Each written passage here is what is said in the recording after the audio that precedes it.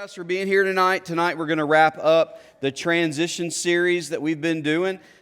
This is something that's really been a couple of years in the making, and we kind of wrap it up, and I'm going to talk more in a little bit about what we kind of foresee this looking in the future and how this is not really the project.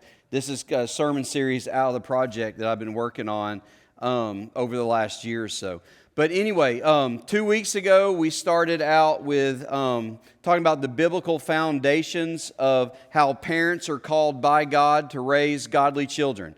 In fact, you're not really raising a child. You're not raising children. You're raising future adults who are either going to turn to God or turn away from God. And that's it. And we need to do everything we can as moms and dads. And I have 3 boys in my house. And one that is going through the 6th grade transition right now. We need to do everything we can to be able to stand in front of an almighty, all-holy God one day and say, whether our kids walk with Jesus or not, to say, we did everything that you told us to do in Deuteronomy.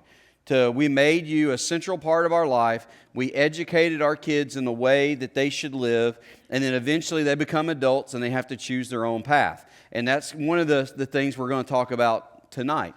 But the last couple of weeks, we've been using this image right here behind me.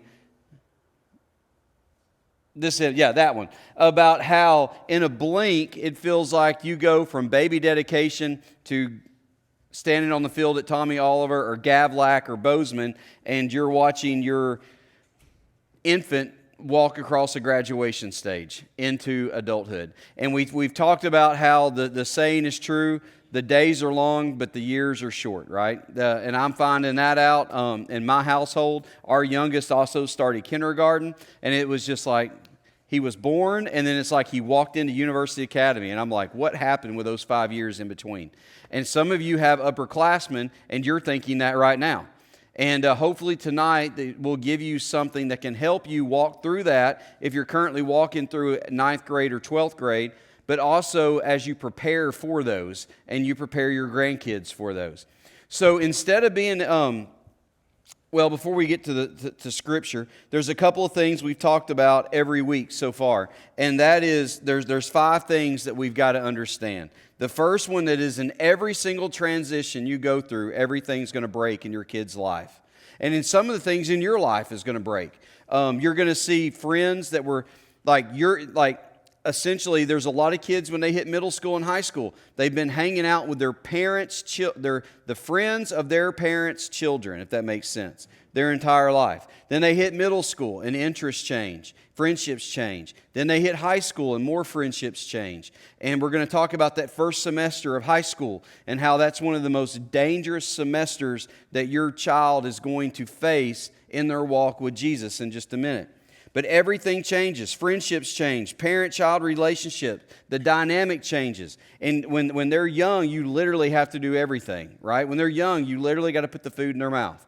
Then they become a high schooler, and you're just like, okay, how long's that been in your room? Do you really want to eat that? Then they go to college, and half the time you don't want to know what they're doing, right? You don't want to know what they're eating. It's this parent-child where they become relying on you to where you almost, when they hit college, even though you're still paying all the bills, you become almost like a guide, almost like a mentor in a way that you've never been before. Interests change. Kids will, one minute they'll like country music. The next minute they'll like R&B music. The next minute they like heavy metal. The next minute they want to play high school basketball, and you're like, son, you're like 5'4". No, go do something else, right? Then they want to go play golf. They get tired of golf. They want to go play tennis, and it's just like ping pong. And you don't know what who this child is every morning when they walk out of their bed, because they don't know who they are when they walk out of their bedroom every morning. And then we talked about the 5th thing is that this phase that you're in, whatever that phase is in life, that phase will end. And we've kind of illustrated this over the years with the marbles, right? Like this is when a child is born. This is when a child leaves the house, right? And about a year ago, we actually changed this a little bit to where we put in the quarters of life.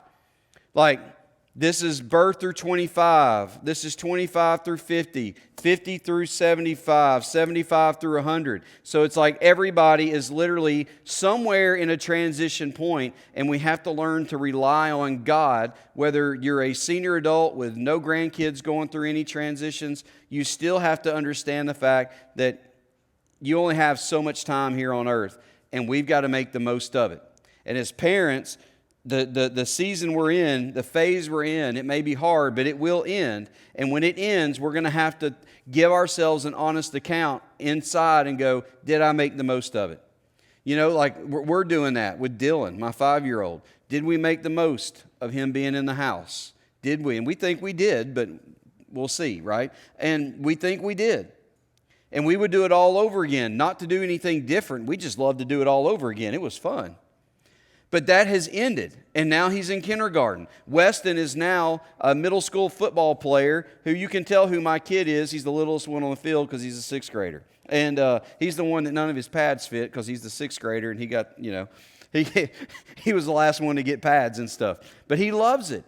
So now we're mourning at some point the elementary age of leaving, right? But now he is in middle school, and it's a whole new adventure that we get to count the days and we get to count the adventures of. And so far, we've enjoyed it. But as I said, you got to understand what changes, and you've got to understand that you're not raising a child, you're raising a future adult. So we've got to know what the end game is. The end game is, like we've been saying, is to have a fully functioning adult who loves Jesus Christ. The last 2 weeks, we've talked about Daniel in the Old Testament and how Daniel was pulled out of his home, taken thousands of miles away to the Babylonian Empire, and he basically had the Jewishness trained out of him and the paganism trained into him.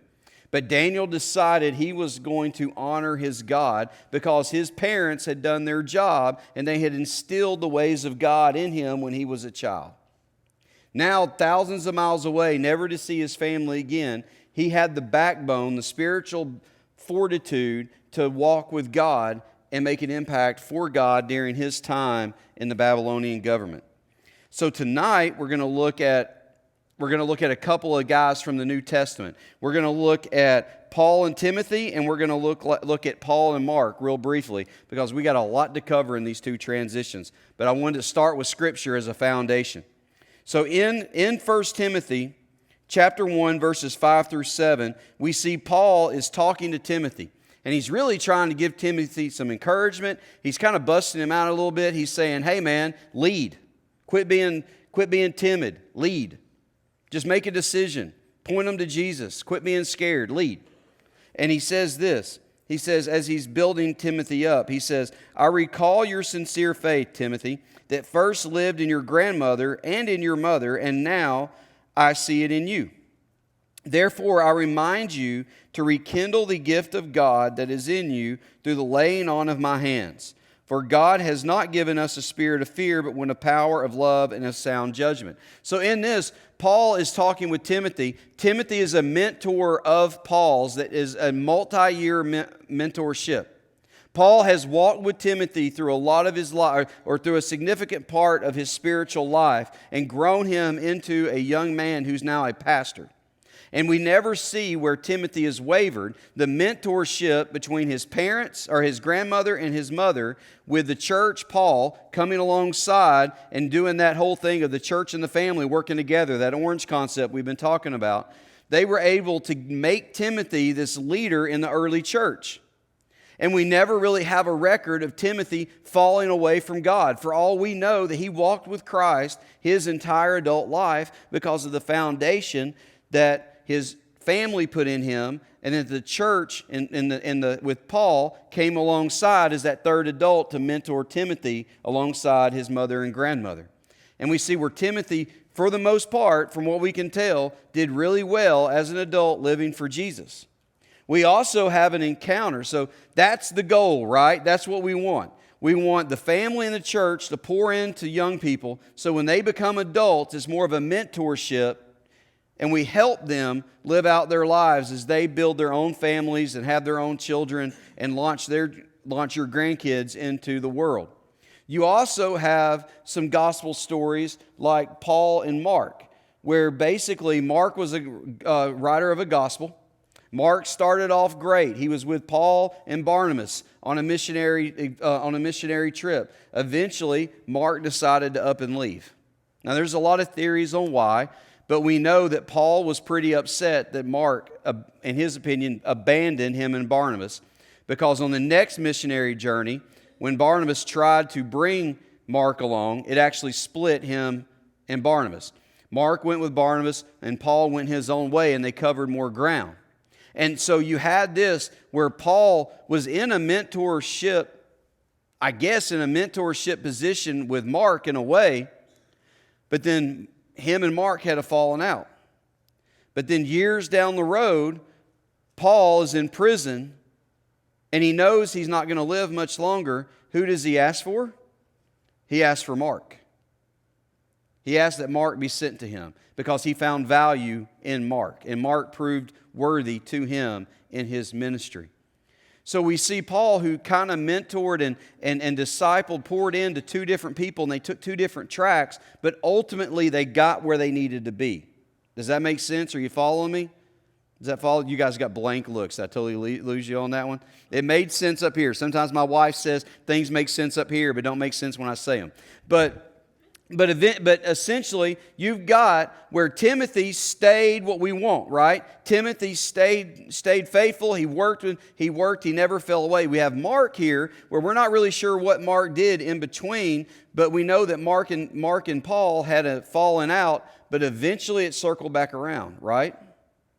So I'm not saying at all that Mark fell away from the faith, but what I am saying is that sometimes we put everything we can into kids, and then we have a falling out, or they leave, and then sometimes they circle back around. But the end goal is to ultimately have a fully functional adult who loves Jesus. Okay? And that's what we're trying to help you guys do through this and through the children's ministry, through Collide, through what Sam's doing with Collide now, and what we're doing at the Rec, is to put so much Jesus in them that eventually something catches, and they've got Jesus overflow in their lives so much that everybody around them catches it. That's what we're going for. So, like I said, the end goal is to have a fully functioning adult who loves Jesus. And then we've got that chart that we've been using with the church and the home working together. And then at Emerald Coast Fellowship, how does this work? This works through our next steps funnel that we've talked about every week, that the pastor talks about. They're in week 3 of it back there, where they're talking about probably serving. I think it's serving tonight. I'm pulling it out of thin air, but I think it's serving, week 3. And they're back there talking about how people can get invested in the church, how they can grow their faith, and how they can become the person that God wants them to be. So that's how we implement what we're doing with what you guys are doing in the homes. Through that next step funnel, small groups, serving, sharing, baptism. All of that is found right up here. And that's what we want here at church, is we want you guys to be involved in that next step funnel so that Jesus can overflow your heart into your children. So before we move on, we're going to spend the rest of the time kind of looking at this transition of high school and the transition into college. We're going to look at some things that basically every high schooler deals with, and then we're going to break it down into the 9th grade transition and the 12th grade transition. Stacia also has some handouts. Stacia Wilson in the back is going to pass out some handouts, kind of like what we did last night, that's got some stuff that's very specific for high school families that will be, I think, be useful. But with high school and young adults, at one point you had a little one, right? And you go from lions and tigers and bears, oh my. You go from the cute stuff. And then you go to proms and SATs and driving, oh my. And you long for the days to where they carried around their stuffed animal. You long for the days to where the biggest thing was, did they get scared at the cartoon they watched, right? Now they're in high school. They're dating. They're taking SATs, ACTs. They're driving, which scares parents to death. They're taking AP classes, dual enrollment. Some of you are just hoping that they can pass basic English so they can graduate, right? I mean, you've got them all over the spectrum. But wherever they're at, we all have the same hopes, fears, and concerns. And as we develop these young people, what I've learned is in high school, what I've observed is we begin to really treat them like adults. But like we've talked about the last couple of weeks, we've got to remember that they're still kids because that frontal lobe has not formed yet. We looked at, and there's a slide behind me that talks about the development of the brain. And you see the 5-year-old brain that's a lot of red, yellow, and green. And then you see the 20-year-old brain that's got more blue and grays. You really want that to be all blue up in there. And what we do is we've got to remember that as these kids go through high school, their frontal lobe, the common sense part of their brain, has not yet formed. So when you look at your kid, they back into a bleacher, or they back into a parked car, or they get hit walking across the street, or they put their bike behind somebody's car, or all this stuff that teenagers do, right? And you're just like, what were you thinking? Well, they probably weren't, because it's still forming, right? The brain is still not there. They can handle very high-level academic concepts, but sometimes they can't do the most common sense thing right in front of them. Why? Because they're still developing. They're still children. Like sometimes we treat them like adults, and sometimes we put them in positions they can't handle because their brain's not developed enough to do that. So as we go through this, remember that these kids, your high schooler, your grandson, your granddaughter that's in high school, they are still developing. Your senior football player, your senior basketball player, he may look like a dude, right? He may be big. He may be ripped from the weight room. He may be able to sprint, and he may be able to make a 4.0. But at the end of the day, they're still kids. They're still kids, and they're still developing. So we through everything else we talk about tonight, we got to remember that. These kids are still developing physically, emotionally, spiritually, relationally. So let's look at some of the things that all high schoolers face. In high school, they hit academics. They hit real academics. And I talked to a high school guidance counselor for about 20 minutes last night. I'm not going to tell you who. I'm not going to tell you what school, because then everybody gets fired up. Or, well, that school's not as good as mine. Well, all the guidance counselors love your kids, okay? Every school in Bay County gives a quality education at the high school level, I promise. So every school in Bay County is better than what we had where we came from. So I talked to a high school counselor last night. And this person told me that the thing that catches a lot of people by surprise is that the GPA builds on itself. And once you get a grade in a class, it's there. It doesn't go away. Once you wreck your GPA, it is hard to rebuild it. And if you come in as a freshman in high school and you goof off that first semester, it will haunt you for the rest of your high school career. It may end up what dual enrollment classes it allows you to take. It may end up what scholarships you're allowed to get when it comes to bright futures and everything else, all because you goofed off in one class first semester freshman year. It will come back to get you. You start thinking about ACT and SAT. This counselor told me that when they've been exposed to Algebra 2 or 11th grade, you really need to start thinking about these tests, these college entrance tests. This guidance counselor also told me, don't automatically jump to AP or dual enrollment. Like, talk to them. Talk to the guidance counselors. Take classes that challenge you, but aren't too far above where you're at. And when this person said this, the light bulb went off in my head. Because I see a lot of kids take classes they're not ready for academically because that's where all their friends are at. And then they're miserable, they don't do good, and I see it every single year. And they're miserable because they're in the wrong classes. But they convince their parents to let them take these classes because that's where all their friends are at. Because that is the power of friendships in high school. So make sure that you are talking to your guidance counselors if you're a parent in high school. These people are there to help you. They want to help you. I know a lot of these guidance counselors, and they want to do what is best for you and your child, and they want to help and be a resource. This person also told me to keep track of the community service hours. That's a new thing for middle school, right? And no application deadlines for colleges if you are an upperclassman, if you're a senior. Make sure you know when those deadlines are. Do not miss a deadline. But the thing that this person kept stressing is if you've got a question, call the school. They said, call us. We'll spend as much time with you as we need to. So culturally, as they're taking all these advanced classes, as they're taking AP Calc and AP English and all this other stuff, AP Gov is a popular one at one high school. As they're taking the ACE program stuff, you've got to, not only do they have that on them, and a lot of these kids are super stressed out over academics. I'm just going to tell you. Last spring, I have never seen as many kids as stressed out as I saw last spring. And I'm not the only one saying that. Every time I would talk to a youth guy, you get the same thing. Man, these kids are about to crack. They were stressed out. So far, I'm not seeing it, but we're only 2 weeks into school, right? It's coming. But that's what comes with these high-level classes. So make sure that you have done your research as a parent and you've got your kids with your guidance counselor's help. They will get them in the right classes if you'll work with them.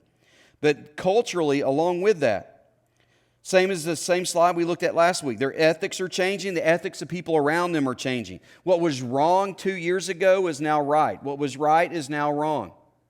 It changes constantly. Every single day there's a hashtag on Twitter that everybody's supposed to be angry about. It's like I'm about to get a bumper sticker that says, hashtag I'm mad at what everybody else is mad at. Because I can't keep up with it. I don't care. It's just like I've got too much going on. Your kid, they're getting like hit by wave after wave after wave after wave of social issue, of antisocial issue. You got to believe this. If you don't believe this, you're a bigot. And it changes constantly. It changes constantly. Opinions are changing.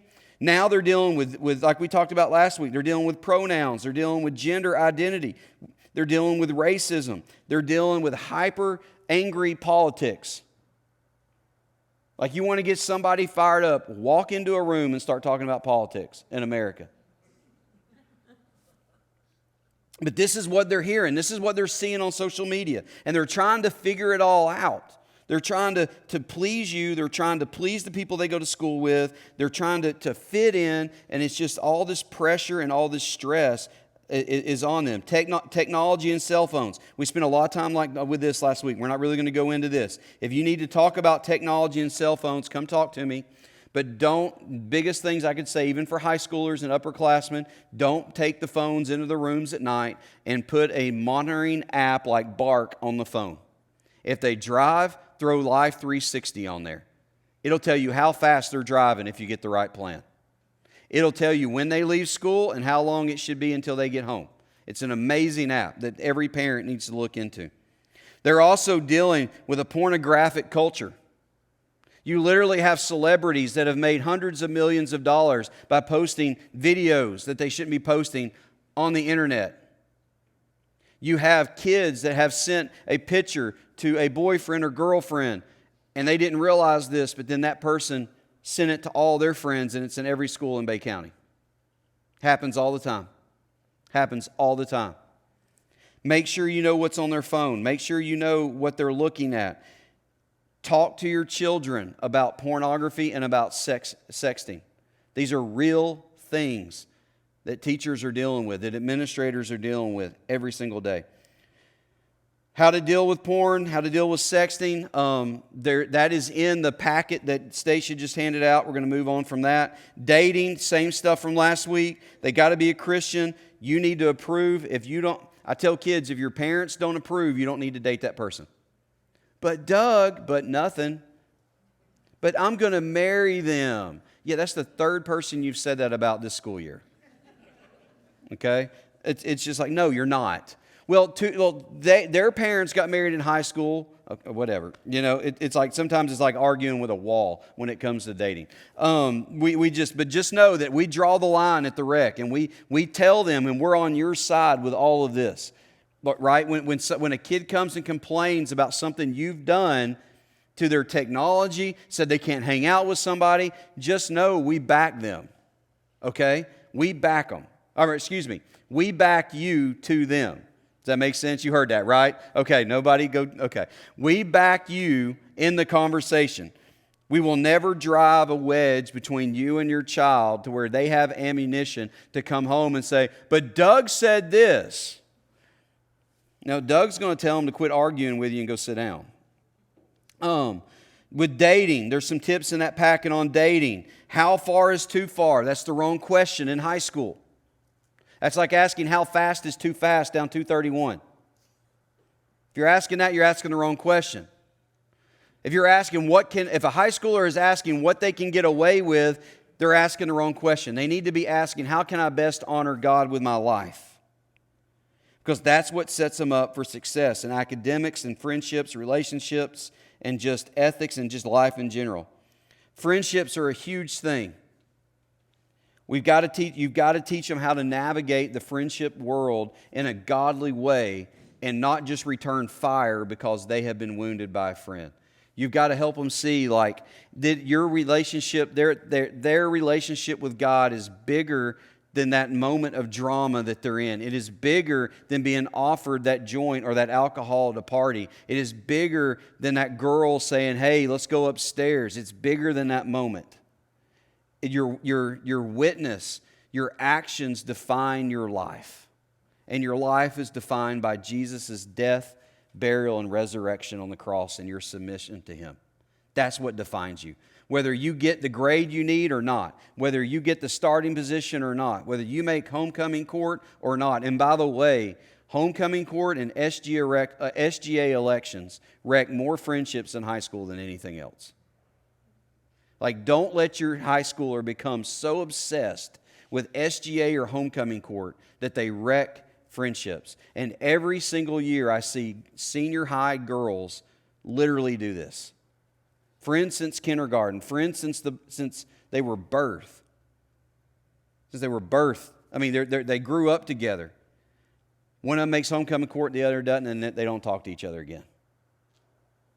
You think I'm crazy, but this stuff happens. Same thing with SGA elections, when two friends run against each other for the same position. Friendships break. Help them be bigger than that moment. Help them be bigger than the temptation. And help them realize that, hey, I can act in a godly manner no matter what happens to me so that God is glorified. Well, where's that in the Bible? It's the life of Paul. How many times did Paul, when he was in prison, talk about the joy that he had and how he was excited to be in prison because his imprisonment led to people knowing the gospel of Jesus Christ? So no matter what happens to them, we need to help them understand that they are a witness for Jesus Christ before anything else. I tell our kids, and I want you to hear me really carefully here, I tell our kids almost every week that every day when you walk into that school, you are not there to make good grades. You are not there to go to college. You are not there to play sports. You are not there to make friends. You are there to be a missionary for Jesus Christ, and you are walking into a foreign country that is your high school, and you are to share Jesus with people who are literally broken and hurting and crying out for something that is real in a fake world. Like some of the pain that happens in these high schools and in these middle schools. Some of the kids that sit there and go, if I disappeared, would anybody even know I was gone? The depression, the anxiety, the inner hurt, it is real right now. And there is nothing more powerful in these schools than a Christian teenager living for Jesus and a Christian teacher living for Jesus. It is literally a mission field.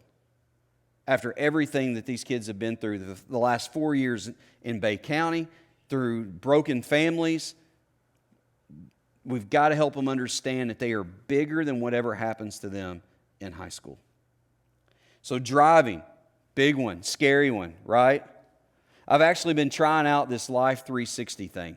Me and Carrie, it's about to drive me and Carrie nuts. But because every time we leave somewhere, it dings the other person's phone. And it's like, baby, I love you, but I really don't need to know that you've left work at University Academy. It's like, I will see you when I get home. But we've been trying it out because we're about to get my son a cell phone, and we want to track the little joker. You know, it's like I want to know where he's at because he goes to one school, but yet he's playing athletics at another school, and I need to make sure he gets in the carpool and gets to practice, so I don't get a call from Justin Lemke going, "Hey, where's your son at?" Right? And we're getting him, as we're training him up to teach him to be responsible, I always want him to know, hey, there's an eye in the sky that's watching you, boy. But driving, the Life 360 app is great. In that packet is a driving contract. That's just something I came up with and copied and pasted from a couple of different driving contracts that I found online. And but know when your kid begins driving, you need to have rules established that you and them understand, and the consequences of what happens when those rules get broke. I even think if these kids can handle AP Calc, and they can take the SAT in 8th grade, and they can do all the stuff they're doing academically, they can take care of a car. They can go to Grease Pro, or they can go to wherever, and they can get that oil changed. I mean, that's just me. But I mean, right now, last week we had just under 200 kids at the rec. Just a smidget under 200 kids. It was completely run by teenagers.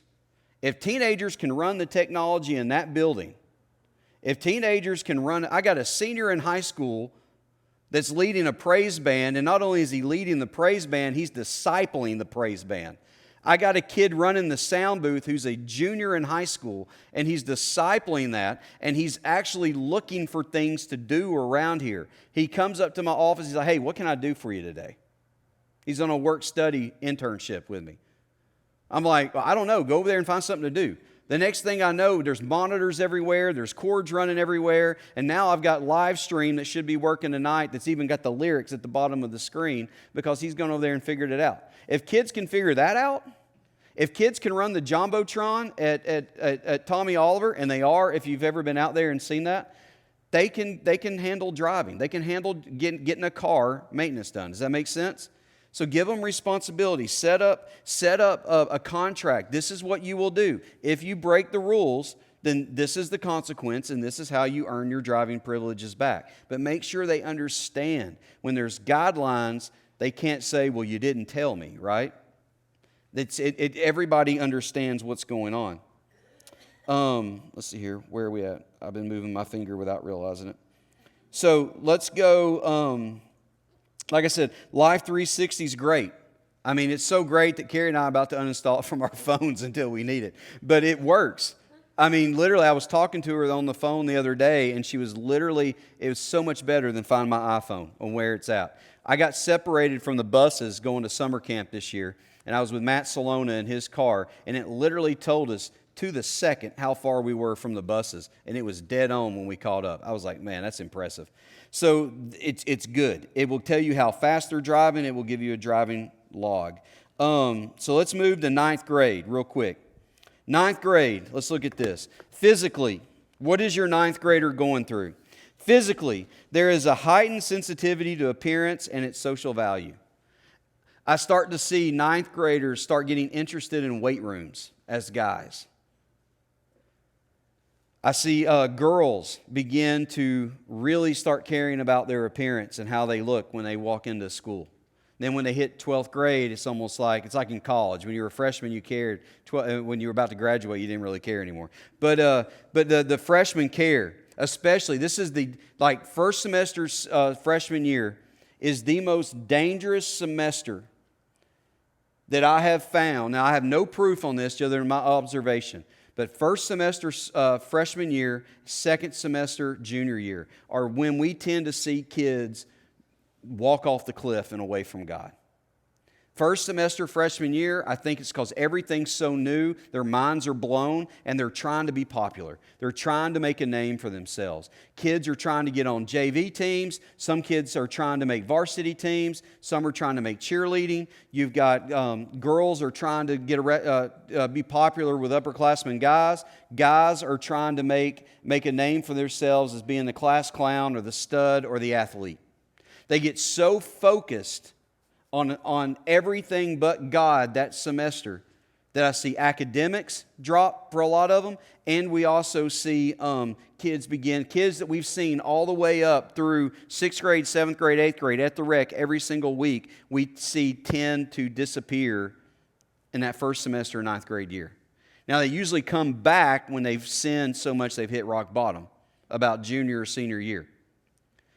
But I'm telling you, that first semester of high school is incredibly important in the spiritual development of the next 4 years. Because if they get connected with the wrong crowd, they're going to go downhill. So when that says there's a heightened sense of appearance and its social value. Boys and girls, they start to diet. They start to get very concerned about physical appearance. Upper body strength begins to develop in boys. Now, I can see this because I'm in a weight room a lot. And you can see freshman year and the kid that works, you can see it, how it develops over a year. But even those kids that don't work out, that baby fat starts to become muscle as the kid gets a little bit older. Boys tend to catch the height level of girls, and girls tend to, especially the early bloomers, tend to really start physically, top out on their physical development. Physically, boys have more growth spurts. It's not uncommon for me to be eye to eye with a freshman, and then about 6 months later, I'm looking at his sternum. I mean, it's like, hey, dude, how you doing? You know, that's why I beat them up when they're in 6th grade, because they remember that. Then when they get bigger than me, they remember me beating them up, even though they could toss me around like a rag doll. Okay? Sexual desire becomes fully awake, and the temptation to be sexually active is common, to the point that you will have kids talk about how many people they've been with. They'll brag about it. But it's extremely common. Again, they begin to develop exercise routines, healthy habits. Emotionally, they begin to have a desire for more control over the aspects of their life, which cause mom and dad to butt heads with them. That's where that relationship changes. They have more evidence of adult personality. Their personality begins to become who they're going to be. They have an idealistic viewpoint of the world at large. You know, the joke is that a high school girl will one day want to save the dolphins, and the next day want to save the snow bears, right? But they have this idealistic view of how things should be. And sometimes they get mad at the church, they get mad at politics because they know what it should be, and sometimes it doesn't look that way, right? You have this, it's almost like this Disney personal fable that we talked about last week. You'll begin to have guys and girls early in high school begin to build up this like image of what they think their life's going to be like over the next couple of years. And it's so like Disney-esque that there's no way they can live up to it. Like every year, I see girls enter their senior year, and they've got the expectations for that senior year with homecoming and prom and everything else built so high up that their hopes and dreams just come crashing down and they have a miserable year. Why? Because they've developed this almost false sense of reality, this personal fable, this idealistic version of what they think it's going to be. And then they don't know what to do when it doesn't become that. They love to try new things in an effort to discover who they are. That's good, that's healthy, as long as it's good stuff. Also, emotionally, they obtain a strong sense of accomplishment from being involved in various activities. You let a kid, a freshman or a sophomore, they go and make a varsity and see the smile on their face. You see a junior be named drum major for their senior year and see that smile. There's nothing like it, man. That joy, when they've obtained something that they've worked so hard for, and they get that sense of pride from accomplishment, it is something cool. But it's also on the other end when they figure out they're not going to get to play college athletics. And their travel ball coach has told them for 10 years that, hey, you're going to play D1. Man, there ain't a JUCO that wants you. You know, I'm sorry. But you see both ends of it, right? They exhibit impulsive behavior with friends and peers. They do not respond to adult lectures. This was Doug Moore to a T right here. They did not respond to adult lectures, feeling they know better about what is going on than the adult does. You know, imagine me doing that, right? Coach Doug up here. But that was me right there. And they become better at setting and achieving goals. You know, some of these kids that become seniors and graduates, their task lists on their phones are incredible. I mean, the way that some of these kids can stay organized, it's amazing what some of these kids can get done. I mean, There are kids that just sit around and play video games all day, but I'm telling you right now, a lot of these young and older high schoolers, the amount that they can get done is pretty impressive when they're motivated. And we're seeing that every day around here. We've got 6 high schoolers interning at the church right now through work study, and it is amazing what these kids are getting done. You get in a teenager with a solid Christian foundation, with solid work ethic, and it's fun to watch. It is really fun to watch what Bridget, Alex, me, and Dr. Steve get to see with these kids every day. Where are we at? Relationally, there's a strong desire for to be conformed, to not stand out, to be accepted. Girls tend relationally to be interested in the older boys. Why? Because, well, they look more mature than the freshman guys. Outside forces become very, very strong. These social influencers on Instagram and YouTube, this is a real thing that are shaping minds and hearts for the next 30 years right now with teenagers. Be careful who your kids are exposed to on YouTube, on even other like Instagram, and there's just how just like there's home blogs on Instagram with home influencers, decorating influencers. There's also people influencing your teenagers in ways you don't want them influenced. Be careful who the outside influencers are. Spiritually, their capacity for self-discipline increases. Summer camps and mission trips influence them spiritually because of the peer connections that are, again, it's that friendship thing, right? They go to camp, they go on a mission trip, they build relationships. You want to get a kid tied to the student ministry at this church, let me get them to summer camp. The upperclassmen told us this year they've never had more fun at camp than they had this summer. And now, those rising seniors, they're locked in. They are locked in over there right now. It's cool. Get them involved. And not only that, they get 2 worship services a day and 2 Bible studies a day. How many weeks would it take me to get them in that amount of Bible study and that amount of worship with a very high-level speaker and a very high-level band? I mean, it's amazing. It works.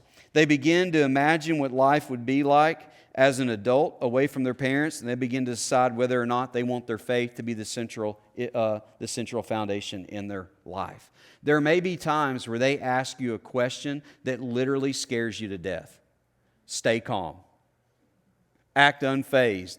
You can freak out later when they're not there, okay? You can panic later. But no matter what they come to you and ask you, stay calm and realize that your baby is growing up and this is a normal part of life, and you've got an excellent opportunity right here to have a really good spiritual talk. And if you don't know how to answer the question, call up here and we'll help you. We may not know how to answer it, but call up here and we'll tell you if we can help you or not, right?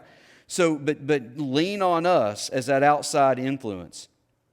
The ability to process abstract thoughts gives them the ability to engage God. And they begin to figure out what they want to do. So that's your 9th and 10th graders right there. Your 12th graders, what's going on in their world? One, well, let's go physically. Physically, they have developed into their adult bodies. I mean, the transformation from a 9th grader to a 12th grader, like I've got a Mosley football family back there, and they'll tell you, it is crazy, the transformation that happens in those 4 years. They go from being the little 9th grader that weighs 150 pounds soaking wet to this massive person that you're now looking up to, and you're like, I didn't know they made clothes that big, right? I mean, that it happens. It's coming. So be ready for it, and be ready for the food that they take in. Okay. One time, Sally Gentili told me what they spent at Walmart in a week, and it blew my mind. And my iPad just froze. Good thing I have this. Sorry. We're wrapping up. Let me see here. There we go. I left my printed copy in the back for Sam to use for running slides. Okay, here we go. Sorry about that. So, The sexual desire part of their life is also fully awakened. Stress. Here's the thing I want to tell you. Stress, they become extremely stressed and they become extremely sentimental. Okay, everybody waits for senior year, but then nobody understands how absolutely brutal senior year is. Because literally everything you do, you're doing it for the last time. It is your last football game. It is your last basketball game. It is your last homecoming. It is literally the last time you will do stuff. And it becomes emotional not only for the child, but it becomes very emotional for the parents. Because now you're realizing, especially if it's the baby in your house, you're done. This is it. Like, soak it up, because it will be over very quickly. And they look forward to senior year, and then it hits them. It's like, this is the last time I'll do this. And like, little things become important. Like, this is my last first home game. Like, it's amazing the things that like strike them. And it's amazing the things that will strike you. But that's normal. They become stressed because they're scared of not getting into the college. They're scared of not getting the scholarship. They're scared because they don't know whether to go to the workforce, to go to Haney, to go to the military, to go to college. They're scared because everything in their life is going to change when they walk across that graduation stage. And they know it. And it stresses them out. And some of them are playing catch up because they didn't do the first part of their high school career right. Or they got bored second semester junior year and just started acting the fool, which is the other time where we tend to lose a lot of kids. So emotionally, they begin to be a little more calmer, a little more put together. They're still impulsive. Sometimes I think the older ones can be more impulsive than the younger ones because it's the last time. They got to make the memory. We got to have the incredible senior year. We got to go out awesome. We got to have the senior prank that's awesome that gets them all kicked out of graduation. I got a principal laughing because she's dealt with that stuff. But anyway, spiritually, they have a greater interest in serving others and making a difference in the world. This is the cool part. As far as I'm concerned, this is the cool part because this is when the light bulb starts going off. This is when it went off in Alex Gentile's head, his senior year. Because remember, that during his senior year was when my son Garrett was born. And if you were here, you know the chaos that involved that. With Garrett being born with half a heart and us having to relocate to Tampa, well, guess what? I had this 17-year-old high school senior that became an interim youth pastor for about 4 months. And he grew the youth group. And I had a bunch of seniors that year latch on to that, and they grew the youth group. And then they went into college, and they grew the college ministry. And now they're all young adults, some of which were in that picture I showed you earlier, still living for Jesus. Why? Because in this upper high school thing is where serving tends to click. Yes, they're still doing service hours to get bright futures. But a lot of them, the ones that are spiritually growing, the light bulb goes off and they no longer just want to sit and be fed into, but they want to actively serve. And it is so cool to watch. And if that's where your kid or your grandkid's at, soak it up. Soak it up. Well, turn them loose. Like, I am actively looking for places for upperclassmen to, well, heck, I'll let a sixth grader serve if they want to serve. In fact, we have sixth graders serve in the sound booth over there. So it's like, but when they hit that upper high school, especially that senior year, they really want to serve, and their role models begin to be developed around what inspires them to reach their goals. So you want to become the role model of your kid or grandkid, help them dream big and go get it. Help them go chase their goals. They can handle the responsibility at that point. Now, they're still going to be dumb because they're 18, 17. But they're able to handle more than what we think they can handle. I truly believe that. Like we tell our kids, especially when they hit high school, we expect you to go share your faith with your friends and lead them to Jesus. We took the North Bay Haven FCA through a leadership training a couple of weeks ago, all upperclassmen, mostly seniors, and we looked at them and said, you have failed as FCA leadership this year if there is a student that graduates North Bay Haven that has not heard the gospel this school year. That was the challenge we gave them. Share the gospel with your friends.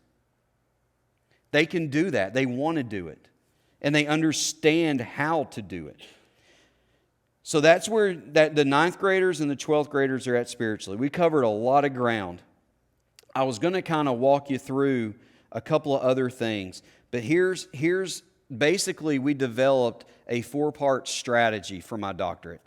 And it's something that I can't implement until I defend it and do my exit interview later this year in New Orleans.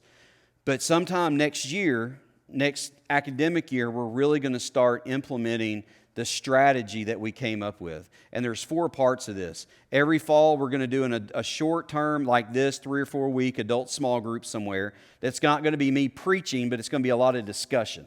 Whether I lead it or somebody else leads it, it's going to be kind of a parent support group.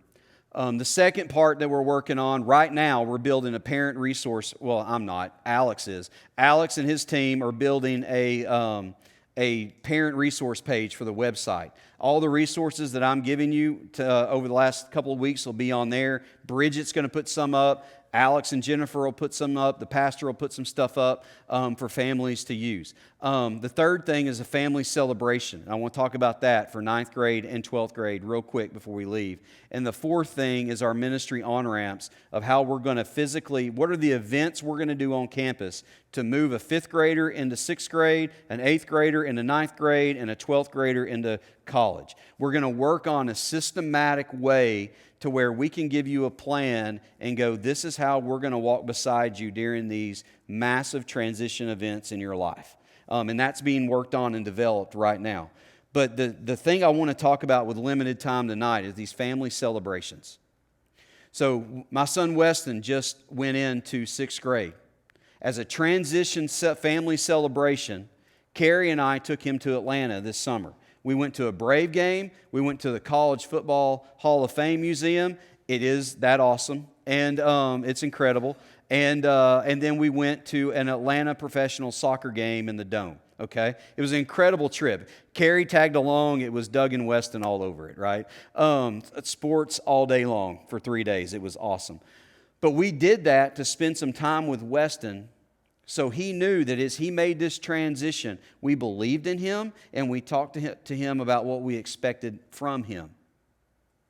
Like, I straight up expect him to act like an 8th grader as a 6th grader.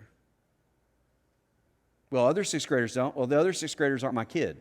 I expect my son to be a leader in 6th grade and have the same attitude that he would as an 8th grader. So we did that to help give him a moment with just me and Carrie without the other 2 boys, right? And it was a special moment to mark him moving from elementary school into middle school. Well, we recommend these types of family celebrations for middle school, high school, and young adulthood. For high school, let me walk you through a couple of things. Like if when your kid hits 6th grade, you need to give them an adult Bible. I mean, the blue and green and pink Bibles with the flower, that's great for kids ministry. But when they hit middle school, they're going to want a real like ESV or CSB or something like that leather Bible. But so we also got him a Bible to celebrate him moving into middle school. But for high school, what we're going to recommend parents to do is a couple of things. Couple of ideas. Now, what you do is your thing, right? But here's a couple of ideas. If you've got a 9th grader or an 8th grader about to be the 9th grader, go buy a journal, a journal Bible, and spend the next school year journaling through that Bible. Do your personal devotions with that Bible. Make notes in the margins. And then eventually hand that Bible to your child and say, hey, I wanted you to know that I take my faith serious. I have spent time journaling in this Bible, and now I want to give it to you for you to use in your devotional time. They may roll their eyes. Deep down, they're going, dude, that's cool. I promise you they are. Another idea is to always take a trip, right? I mean, take a memorable trip with just that student. As if going into freshman year, another really good idea. Get a blank notebook and just start writing letters to your son or daughter, to your grandchild, about your hopes, your dreams for them spiritually. Not that they become a lawyer or a doctor, but who do you want them to become as a person? right? Grades are important. College is important. Careers are important. Nothing is more important than godliness. Nothing. So help them understand, like write them letters, prayers, and that, and then hand it to them at some point and say, son, daughter, we love you. This is kind of our present to you as you transition into high school. As they transition into young adulthood, no one's taken me up on this yet, but I'm waiting for somebody to do it and then love it. I think a really cool thing, a family celebration with someone who's about to graduate high school or around their graduation, is to get all the adults that have played a positive influence in their life and have that adult write your child a letter. And then collect those letters and put it in a binder, and then have every one of those adults over to your house one night. Do a nice dinner, then have every adult read their letter to that son or daughter. And then you close it out by praying over that high school graduate. You follow me? You with me? I get excited about this, and sometimes I start talking gibberish, but I hope that makes sense. But the point is, in these family celebrations, is not to just take another trip, not to just give another gift, but to do something of significance that will be remembered and talked about for decades. It may just be something little. It may be a necklace. It may be, I don't know, it could be something simple, like going to a baseball game at Truist Field. It could be anything. Spend a day at the beach. Do something that they love. Get in their world and say, I love you. We're doing this because you're about to make a significant change in your life, and I want you to know that we're here with you and we love you. Does that make sense? You with me? All right. I need to pray. And then I got to get to the high school service because they're in the parking lot right now. And our baptism we were supposed to baptize a 7th grade boy or an 8th grade boy tonight, but one of his parents got sick, so we're having to do it next week. So if you want to see a baptism under the pole barn, come see us next week. It'll be our 6th student that we've baptized this school year. So, but let me pray with you, and then there's resources in the back. Cammie Smith and Allie Taylor Allie is now an adult, if you've been around the church for a while, and she is counseling now. Cammie is a counselor for adolescents and adults, and Allie does 5 years old through 18 years old. In fact, they were both busy today because down the hallways near their rooms, there's little plastic things that spin out when they're in session. And those things are in session a lot because they're helping a lot of people. So if you are in a point with a child or grandchild or just life in general where you need to just talk through some stuff to somebody who's seeking God and actually has a degree and knows what they're doing, we have Allie and Cammie and Joni here at the church that is a valuable resource to anyone, and no matter what you're going through in life. Their information's in the back, and I highly recommend them. Cammie actually teaches 7th and 8th grade girls for us, and her and her husband Joshua do an outstanding job discipling those middle school girls. And so anyway, let's pray, and then we'll be dismissed. Father God, we love you, and we ask that you would be with us and help us. And help us to love you. Help us to grow in our walk with you. Help us to allow you to overflow our hearts so you overflow into the people that we come in contact with every single day. Whether we have kids or grandkids in the home or not, let us develop a Paul and Timothy relationship with somebody. Because there's people who need a little guidance. There's people who want that. Help those with wisdom and maturity to mentor the younger generation. Help the younger generation to see their need for that mentorship and to help them seek after it, God. But I thank you that we're part of a multi-generational church that loves you and is committed to you, and it doesn't want to talk about anything but Jesus. The world wants to talk about everything else. We just want to talk about you. So God, we love you and we praise you in your name. Amen. Hey, thank you guys. Have a great night.